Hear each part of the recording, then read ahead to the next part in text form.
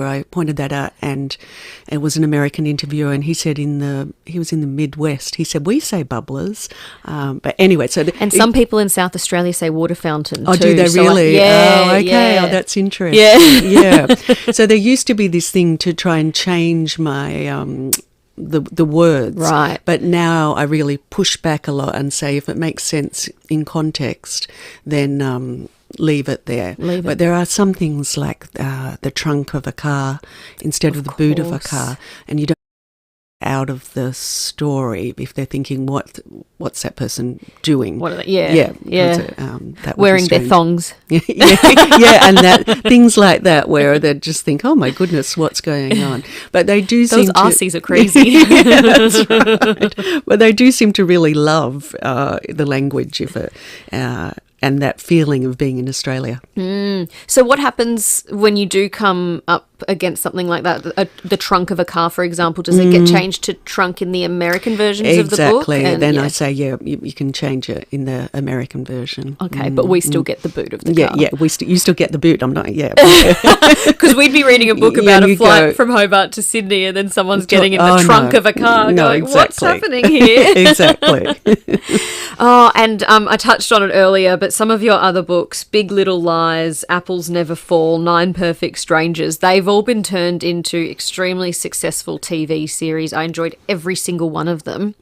What's the process like of getting a book turned into a TV series? It must just be, for an author, it must have, the first time it happened, was it something just very different and unexpected, or were you... It was because I'd had books optioned before, so I think the first one was What Alice Forgot was optioned, and what happens is nothing happens. It just, the years roll by and it doesn't go ahead. And other authors always said to me, never get excited until the day they start shooting. It was just a really exciting, fun process. I did not write the screenplay. I was asked if I wanted to, but I had no interest in doing that. So I just handed it over. But I was very lucky because not every author gets such a lovely experience, because they just kept me up to date with what was going on and invited me to the set, so I got to see the set, to see all the props. It felt like just a wonderful perk of the job to see that and to have some insights into that world. Was it hard to be there on set and not say, oh, I didn't picture the house looking like that, or I didn't picture the character to be like that, and not have any say in the casting or the directing of it? Or No, not really, because I think I made that decision very early on, that I felt that I don't think adaptations have to be completely faithful to the book, because it's a different medium. And I think if I started saying this should change, then where would I stop? You know what I mean? And also, I think every reader has a different adaptation in their own mind. So what's in my mind isn't necessarily what's in your mind. So why should it be exactly what I see? And also, to me, it's really important that I'm not in the business of writing television programs. For me, it's not like the book is just a stepping stone on the way to the adaptation. For me, it's all about the book, and it's between me and the reader, and the adaptations are something entirely different. Okay. I do want to ask you a little bit more about Big Little Lies in particular, because there's a bit of a discussion about whether or not there'll be a third season. You've already had two. So we'll just go to a quick break, and I'll come back and we'll talk about that. Thank you.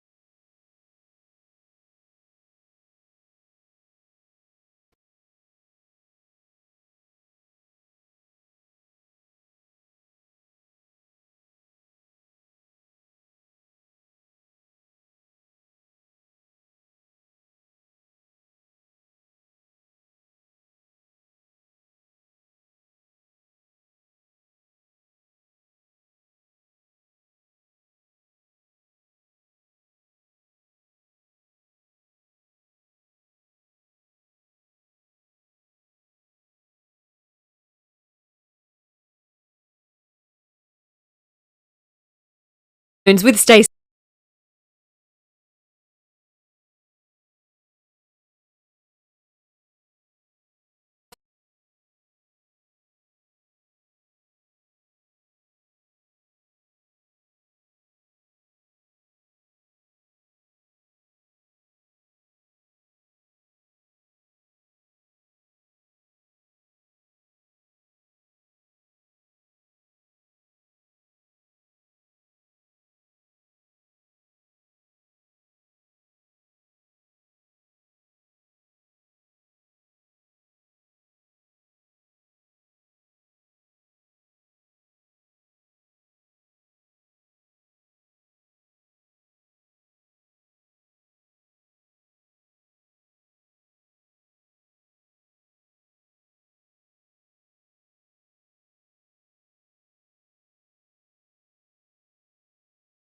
On FIVEAA, and I'm talking to Leanne Moriarty, #1 best-selling author, Australian author. You might know some of her books: Big Little Lies, Apples Never Fall, Truly Madly Guilty. Some of them have been turned into TV series, and we're talking about her new book. It's called Here One Moment. I'm holding it up on the Foodland Supermarkets Facebook and YouTube live stream. It's got a beautiful blue cover, and are they butterflies? They are butterflies, yeah. It's a gorgeous looking book. I'm really happy with it because it looks like a nice gift, I think. That's what you want to touch it. How much thought goes into the cover of a book? Because there's that a saying, lot of thought, don't yes. judge a book by its cover, but people do. Of course they do. You're exactly right. Yes, a lot of thought goes into it. Not from me, that's the publishers. So yeah, that's why I'm really thrilled with what they've done. Yeah, it's beautiful. And we were talking about Big Little Lies, one of your books that has been adapted into 2 seasons of a TV series. And there's a lot of conversation now about whether or not there's going to be a third. Yes. What can you tell me? All I can say is that there seems to be a desire for all that cast. They really loved working together for the first 2 seasons. And Nicole has been saying on red carpets for a while that it's going to happen. I think Nicole Kidman, yes, of course. Yes. I love the little name drop there. You just know her personally. Nicole's been saying it. She has, and so have other members of the cast, that they really want it to happen. So I feel like they're just manifesting it. But from my point of view, I am writing a sequel to Big Little Lies, the book. That will still be set in the Australian setting. So as I'm writing, I have to think of my version of Madeline, not necessarily Reese Witherspoon's version of Madeline. And Big Little Lies, the first one, was set when my children... I wrote it when my children were little, and it was about kindergarten kids. And so now, all these years later, I've got teenage children, and so I'm writing it with the children are now teenagers. Okay. So that's exciting. So there's hopefully a possibility that might be adapted. Okay. All right. Well, we'll have to wait and see. I mean, I'm excited enough for the sequel of the book. Oh, good. Thank you. If season 3 of the TV series eventuates and comes to fruition, very, very excited about that as well. So tell me how that process works of researching, because you mentioned that in the first book that the children are preschool age and now your children are high school age, or teenagers.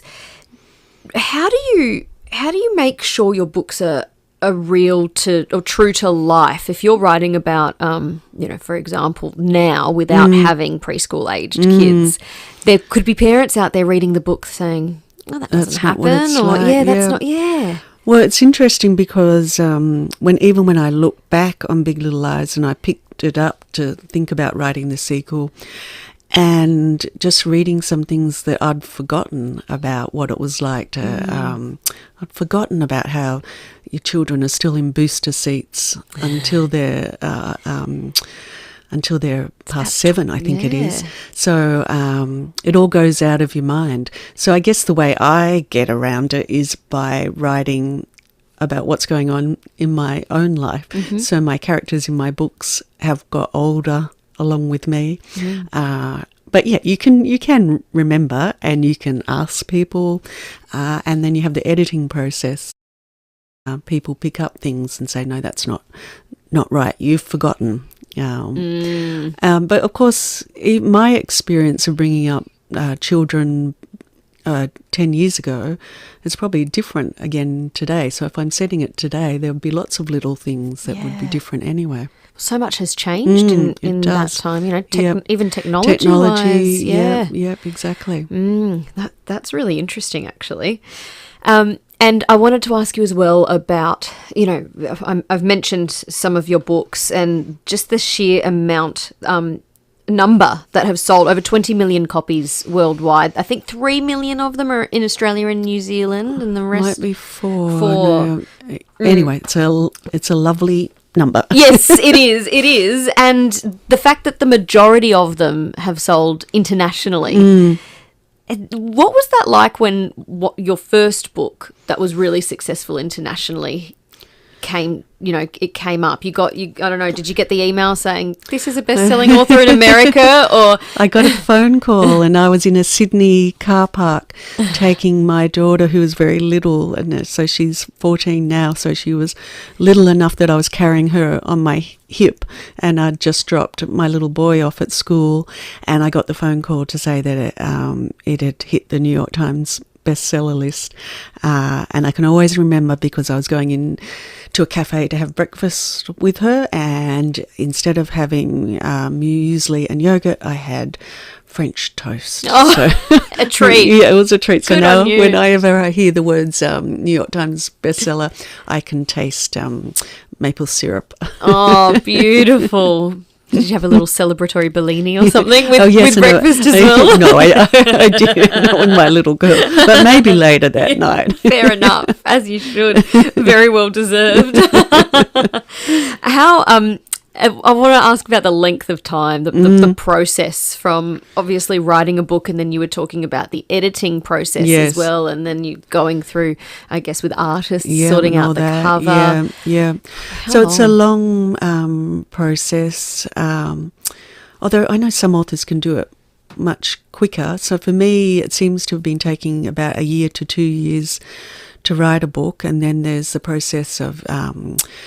you get an editing report, so they're looking at big picture issues, but then you also have somebody who's called a copy editor, and they go through and they check all the little details, which is really important, because they say, you said this character had blue eyes in this scene, and all of a sudden they've got brown eyes, little things like that, which is it's really important because readers are surprisingly detail oriented, and you never want them to be pulled out of the reading experience by thinking, no, that's wrong. Yeah. Well, I noticed that a lot in movies and TV series when there's when there's an editing error, for example, or something like that. You think, that's not where that person was. So yeah, it can be distracting. Yeah, and you're no longer suspending disbelief. You're realizing, well, somebody made this. Yeah. So now I'm not in the story. That's a good point. That's a really good point. Oh, well, Here One Moment is out now. If you're a fan of Leanne's work, I would highly recommend getting this one as well. And I guess Leanne will stay tuned for Big Little Lies #2 and potentially a new series. Yes, absolutely. Has there been any discussion about turning this one? There has, but nothing I can confirm. Okay. Yes, but yeah, fingers crossed. Fingers crossed. All right. Oh, that'll be a good one. I think that would make it. I hope so. Yeah. TV series or movie? They seem, because the TV series was so successful with Big Little Lies, I seem to have become the TV lady. All right. Well, we'll see how we go. I might be talking to you again in future about a TV series potentially. I hope so. I hope so too. Thank you so much for coming in. Really appreciate it. It's lovely. Leanne Moriarty, author of Here One Moment. It's her new book. It's out now. Got it up on the Foodland Supermarkets Facebook and YouTube live stream. If you're a fan of her work or even just a fan of reading, it's definitely worth a read.